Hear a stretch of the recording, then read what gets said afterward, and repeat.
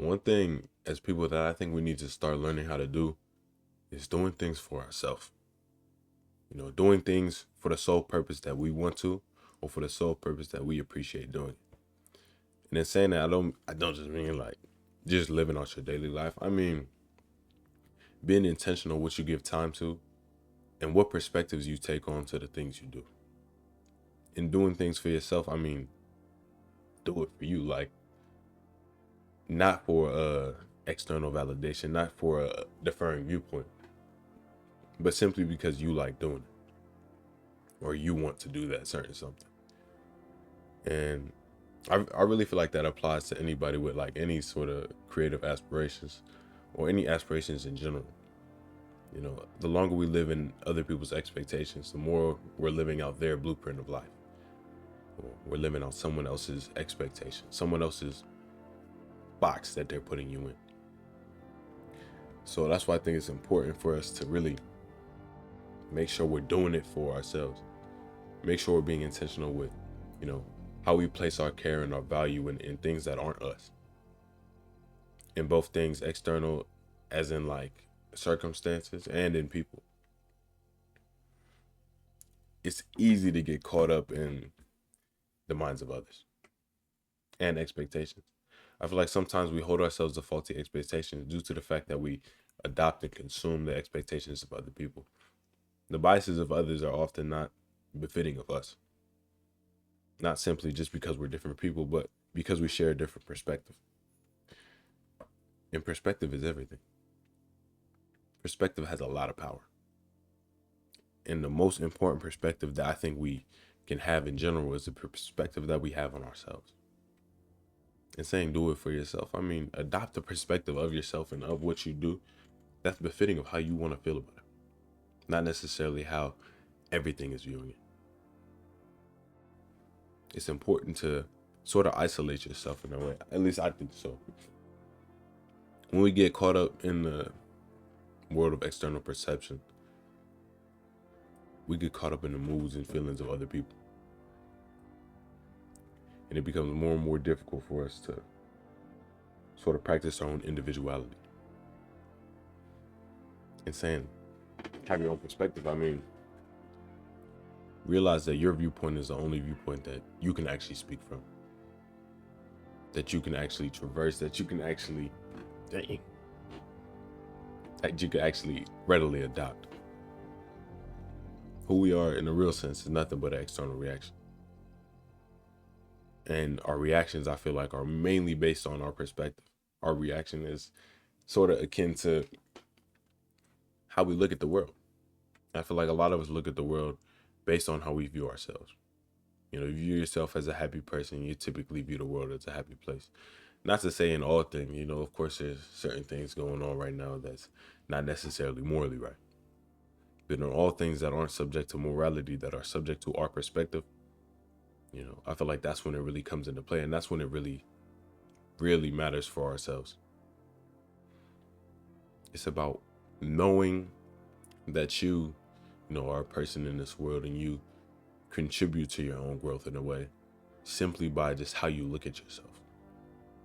Not how things necessarily are, not how other people view you, but how you view yourself. One thing I learned about connotation and appreciation is you have to learn to appreciate things before other people do. You have to learn to appreciate yourself before anyone is going to. Same thing with love. You have to appreciate and love yourself before you expect anyone else to do the same. Not to say that it can't happen without you doing it, but to say that I feel like the foundations you build and bring, if you are able to adopt your own positive perspective of yourself and self-love, makes you all the more suited to, venture out into those parts of the world, venture out into that part of life. It's about realizing that, you know, it's not really about the external in any sense. Everything in some ways is an internal thing. And I know that's kind of hard to adopt, but really everything is a reflection. Not to say like even if you don't believe in like manifestation and stuff like that, just on a fundamental level, like being able to see yourself in everything. I feel like a lot of us see ourselves in everything. Whether that be we see our trauma in everything, we see our negativity, we see our positivity. I think in some ways it's a reflection of who we are. You know, even the most negative situations to the most positive person will seem like a regular occurrence. It's about what we allow ourselves to consume. You know, your mind is a sponge. You know, you have to be safe with you or absorb it. It's not gonna choose what to do. It's like we're these huge structures, and we constantly are trying to replace ourselves. We're constantly trying to break down our own structure and rebuild it elsewhere. Only realizing that we're using the same exact parts to build the same exact thing, and we're gonna have the same exact structural problems. It's about renovation, realizing what parts of you don't serve you and changing them, replacing them with something intentionally positive, intentional, not just something just to put there. You know, you can't replace, a vacancy with nothing. It's gonna get filled up with whatever's in your environment or whatever maybe you don't want there. Whatever is negative is just gonna come back to a spot. You gotta be careful what you put behind you because that's what you're gonna carry on your back. A lot of that stuff stays with us because I feel like when we face our negativity, we run from it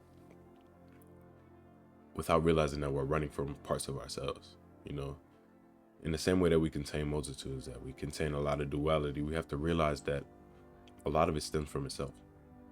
We have to realize what is contributing to that so we can actually properly attack that, properly mitigate the issue. If we fail to do so, we can't really do things for ourselves. We're doing stuff for maybe previous versions of ourselves and doing things to mitigate the impacts of maybe our upbringing, maybe a circumstance, maybe something that lingers on in your heart. And that's not what it's about. It's about being present.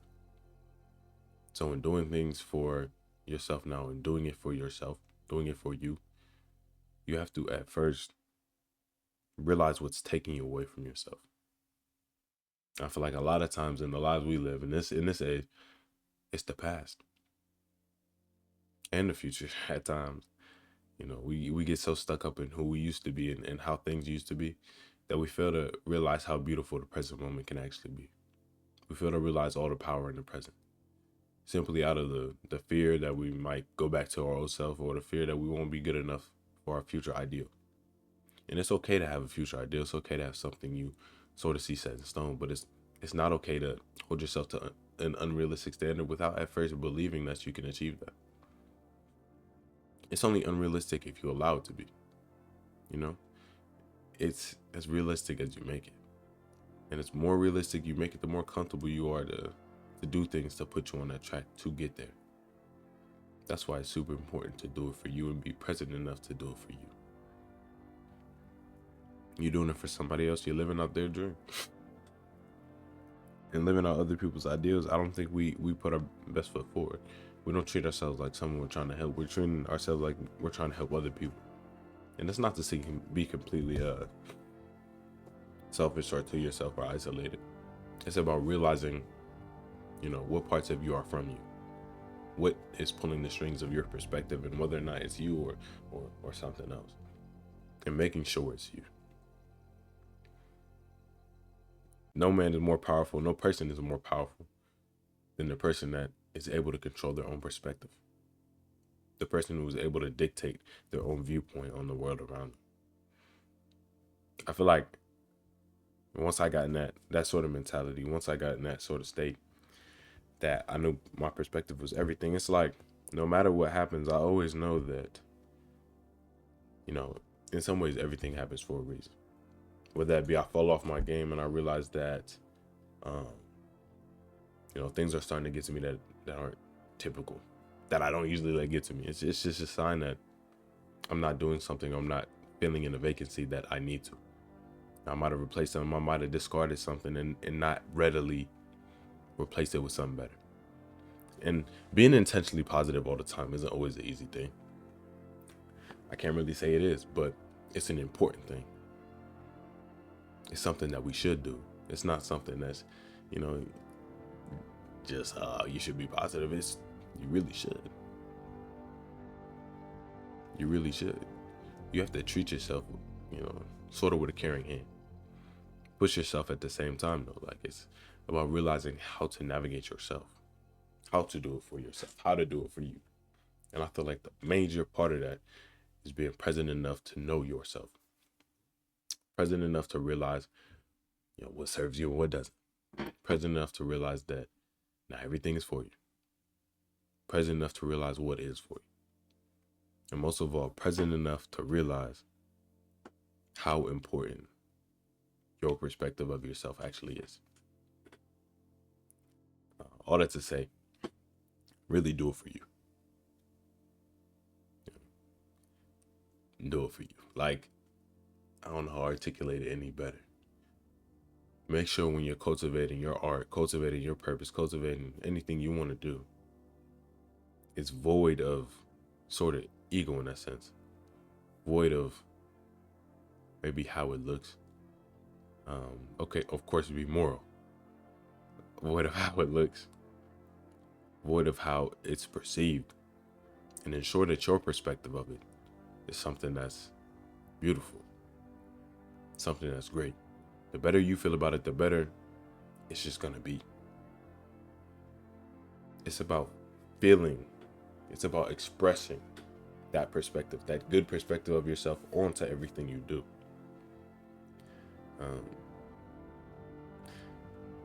Just being intentional. And if you made it this far in the video, thank you so much. Thank you.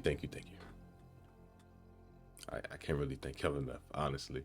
I really appreciate y'all who stick this far into the video. I appreciate y'all who just watch the videos.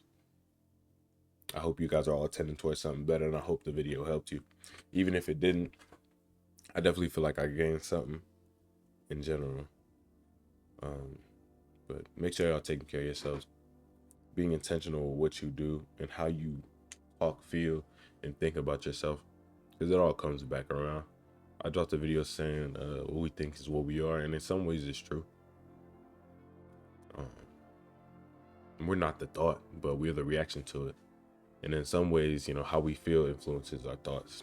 So it's about learning how to feel, learning how you want to feel about yourself, and sort of projecting that, regardless of if the feeling's caused by something. Just getting into that feeling of, whether that be self-love, self-appreciation, and I don't know, some sort of pride, just being proud of what you do. All that to say, thank you.